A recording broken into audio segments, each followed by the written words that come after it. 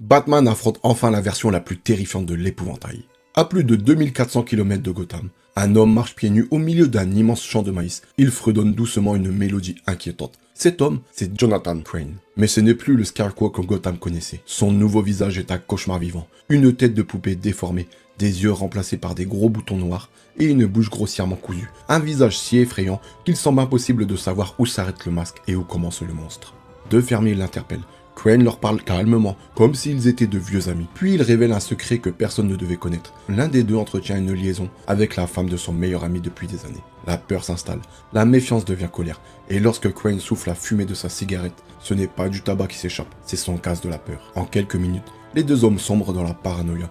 L'un massacre son meilleur ami dans une machine agricole avant de réaliser, horrifié, ce qu'il vient de faire. Mais pour Crane, ce n'est que le début.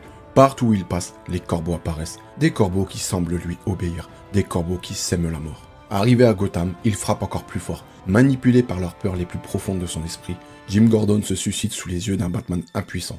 La ville entière croit alors que Batman est responsable. Et pendant que Gotham sombre dans le chaos, l'épouvantail observe depuis les ombres. Une cigarette entre les doigts, un sourire invisible derrière son visage cousu. Il ne cherche pas simplement à faire peur. Il veut convaincre le monde entier qu'il vit désormais dans une nouvelle époque. Non plus l'ère de la peur, mais l'ère de la terreur. Et pour Batman, le véritable cauchemar ne fait que commencer. Pour plus de vidéos sur l'univers des comics, abonnez-vous.